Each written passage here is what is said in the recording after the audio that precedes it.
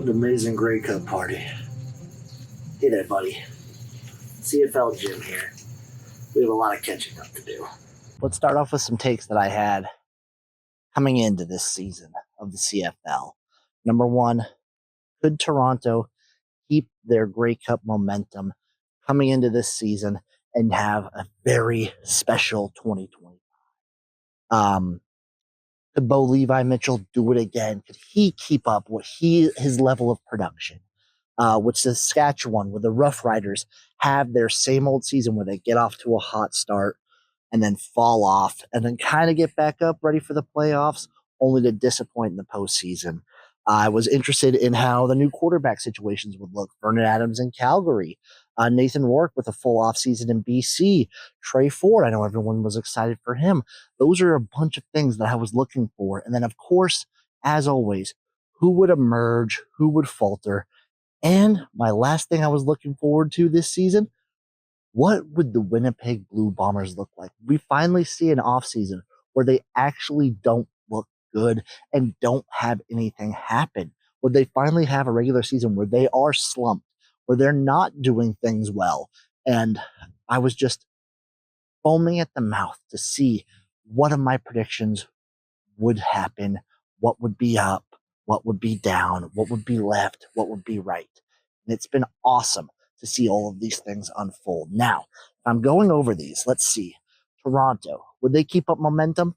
The answer seems to be no. They have had injuries after injuries, and while Nick Arbuckle is looking better now, I have to say the first half of the season for the Argonauts has been an utter disappointment.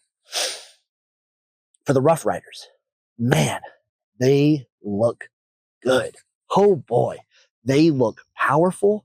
They look poised. They look dominant. They look like one of the top two teams in the league.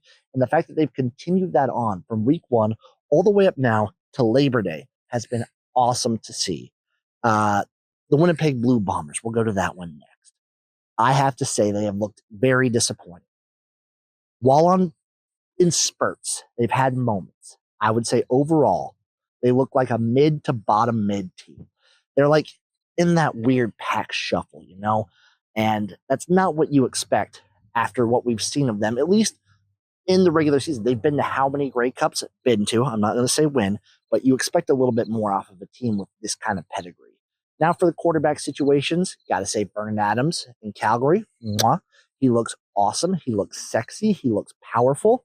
Now for Trey Ford, yeah. I know some people want to blame the O-line. I know some people want to put it all on him. I think it's a mixture of both. But either way, I think we can all agree that the Trey Ford experiment in Edmonton isn't working, should be done, and they should just scrap him. My boy, Cody Fajardo, he's looked good, but I still worry about how long he holds on the ball. I just don't think this is a long-term solution for the Elks. But either way, he has looked better than Ford. And for Nathan Rourke, he's looked good. I think he's looked pretty good. He definitely looks better than he did last year. And I think BC is in a pretty nice spot. I think the way that the CFL is kind of mixing itself out, they'll definitely have a shot come postseason. And teams sort of separating themselves, I have to say, obviously, I'll get into my power rankings a little bit later, but you've got Saskatchewan, Calgary, then you have like a big old mix of like Hamilton, maybe Edmonton, maybe not Montreal, maybe Toronto, maybe BC. I'd throw BC in there. And then you have like Ottawa at the bottom, probably Toronto actually still at the bottom. But I'll get to my power rankings later. There's plenty more that I want to talk about. Let's begin by discussing the state of the league, the state of the CFL. I think we are in a interesting crossroads of the Canadian Football League. You have the new blood coming in that want to make the league exciting, more palatable for your, I guess you could say, casuals. And then you have your people on the other end that want the league to go back to its roots, don't really care about who's watching it, just want in their mind, good product. And I think I'm somewhere in the middle. You got your guys over on TSN, your Luke Wilsons, who sort of came out of nowhere, hasn't played a touch of CFL. And some people believe he comes in, he's disrespecting the league. He's talking trash about markets like Toronto. He's not loving Hamilton. And he's poo pooing the league for a bunch of different aspects, some of which I very much agree with. I do think players need more time with film, players need more practice time. I just feel like it does a disservice the way the league is set up. It does a disservice to the players, to the athletes, and to the product itself. Because we've seen this season in particular, but year after year, these last few years, the offensive line play, not just in the CFL, honestly, in all leagues, but we've seen offensive line play in the CFL tick down a notch every single season. And this year, it's having real detrimental effects. Quarterbacks are getting pummeled. Montreal's down to what, their fourth string quarterback? How many star QBs have we seen injured for multiple weeks? That is not a great way. I understand. I understand you can't just pick favoritism and stuff like that. You can't sugarcoat and just pussyfoot around a quarterback.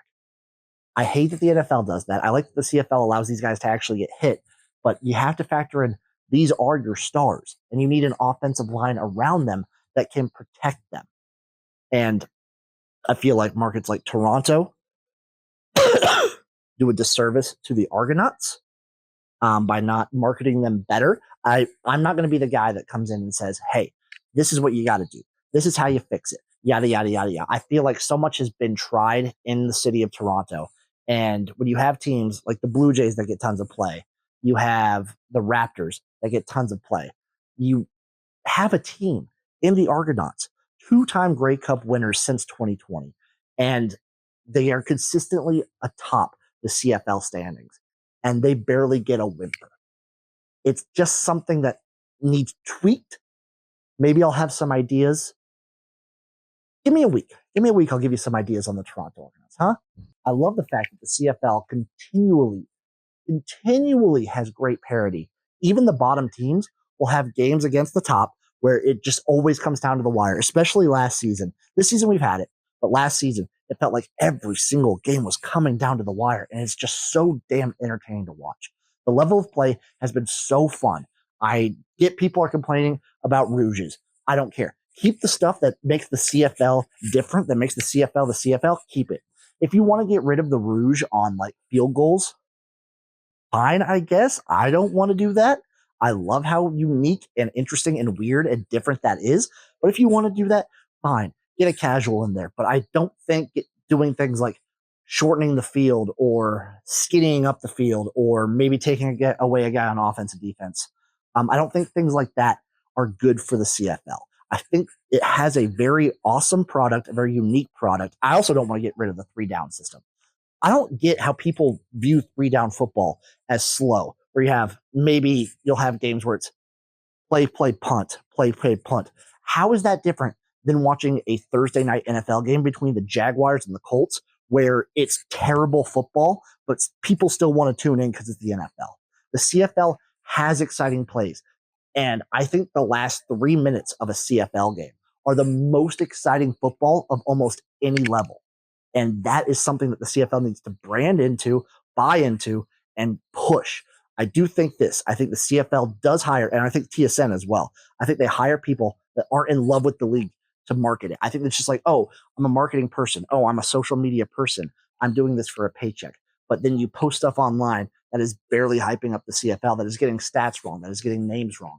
And I think stuff like that needs to change. I think you need to hire people with a passion for the league. If not, maybe pay them a little bit more so that they put passion into it or hold them accountable. But I think that the league is in, I'll say good, not great position at the moment. And the CFL is not going anywhere. It's been here for how long? It's been here for 100 years more. It's not going anywhere. People will say, oh, the CFL's in trouble. The CFL's in trouble. How many times have we heard that versus like all these new football leagues that are popping up in the United States that are just here, gone, here, gone, here, gone. There's been like 5 in the last 7 years.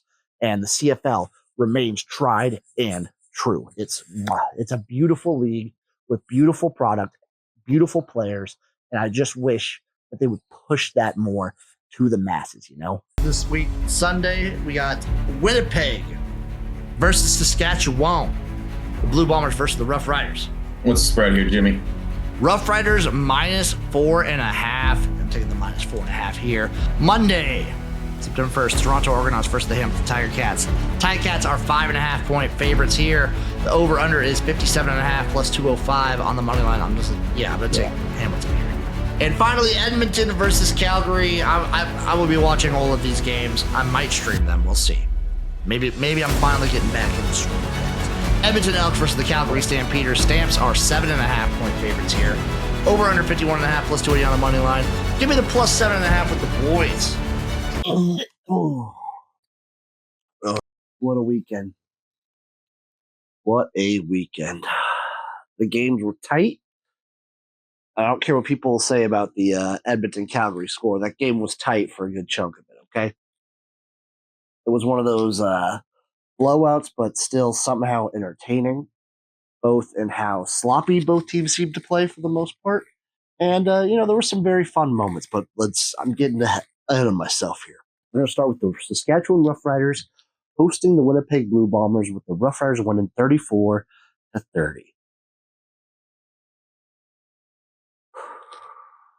Oh boy, what a damn game. Back and forth, back and forth. I didn't know if the Roughriders were going to pull this one out or not. It seems every year we come to this moment of a Roughriders season. They're having a great time. They get to the halfway point. They play the Bombers. They lose in an embarrassing fashion, and then their season goes on a downward trend until the playoffs. But not this time. This time they snatch it out. We have an amazing game. Both teams trading haymakers left and right, and the Rough Riders come out on top. It's enough to make anyone smile. The crowd was electric. Everyone was into it. The games were great. And somehow, the Winnipeg Blue Bombers still have trouble running the ball. You don't like seeing that for a team that you suspect will actually make the playoffs. Both defenses were good. Both teams were fun. Trevor Harris was clean with it. And it came down to, of course, a Zach Collaros whoopsie-daisy play. Seemingly, we have more and more of those every single year. That's what it is. That's what this was. What a great way to start off the weekend, huh? Game number 2, we had the Toronto Argonauts, of course, against the Hamilton Tiger Cats in front of a sold-out crowd, in which the Argonauts got the victory 35-33. This game, again, back-to-back, just instant classics. So much damn fun. Trading blows back and forth, back and forth, back and forth. Bo Levi Mitchell, electric. Arbuckle, the trajectory he's been on the last couple games, this has been an awesome display. And right when you think Hamilton has it, they give it away, basically. They score with a great touchdown catch by Kenny Lawler. And you think, oh, that's it. That's the game. There's almost no more time left. Well, wrong. There's just enough time for the Toronto Argonauts to heave a play downfield, somehow get the catch, and somehow make it out of bounds. At first, you thought he had a touchdown, maybe, but he stepped out of bounds. And either way, they get the kick, they win the game, and the Argos ruin the weekend for the Hamilton Tigers. Ruin this beautiful Sunday in front of a sold-out crowd. And this game in particular had one of maybe my favorite plays of all time. It had the interception by Toronto, who then fumbled it back to Hamilton. It's one of my favorite plays of football. It's the interception first down for the actual offense. So throw the ball. It's a pick for Toronto. And then as he's trying to run it back, fumbles it. Hamilton knocks out of bounds their ball. Beautiful play. It's one of my absolute. It's the chaos of football. It's the chaos of the CFL. Perfectly exemplified right there in one play. And last, and certainly least, actually, is the Edmonton Elks in Calgary. The Stampeders won this one 28-7. And at first, you think this game's going to be really close. You think it's going to be a tight one. And then Calgary just starts pulling away late. I don't know. You look at the box score, you think, oh, how did Edmonton lose this game? But it's bad red zone and bad turnovers and honestly, a couple like special teams miscues. But for me, this game came down to moments that Calgary capitalized on and Edmonton faltered on. This game, just a couple key moments. That's what this game, it turned on a dime. Calgary was capitalizing on those few key moments, while the Edmonton Elks just weren't. And that's how you get a score like this. This game felt closer than a 28-7 blowout. This did not feel like a 3-score blowout to me watching this game. I don't know about you out there, but you get those weird, like, in the pit of your gut. You're just like, oh, this game was closer than it actually shows. Not that it matters. I mean, Edmonton still got blown out. They still got embarrassed, and this is a bad look for them. Calgary, still, like, in the power rankings, boom, boom, boom, boom, boom, up there at number 1 still. And you'll get my power ratings later in the week. Don't you worry.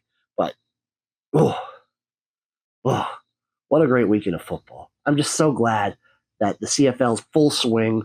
We got exciting games on, and I can't wait to see how the latter half plays out, which teams are vying for the playoff, which teams are coming into their own, and which teams are going to ultimately be extremely disappointing and frustrating for the fans. This is a vibes-based power rating. Okay, let me blast it at you right now.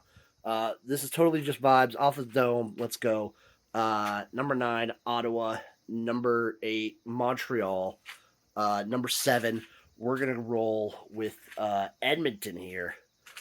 Number 6, I'm going to go. Number 6, I'm going to go. I'm going to go Winnipeg for 6. Number 5, BC. Number 4 is going to be Toronto. No, number 4 is going to be Hamilton. Number 3 is Toronto. Number 2, Saskatchewan. Number 1, Calgary. Those are your CFL Jim Power rankings. Suck on that, everybody. And that'll do it, folks.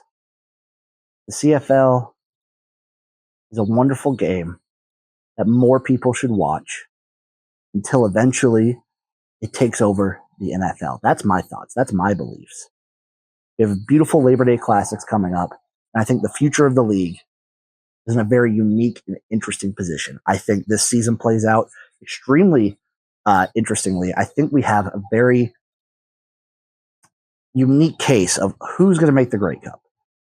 I think the playoffs, we have Saskatchewan, we have Calgary, we'll have BC, and we'll have, I'm going to go Winnipeg in the West.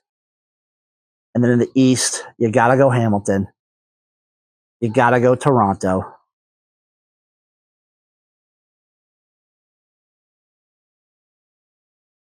You got to go Montreal, I guess.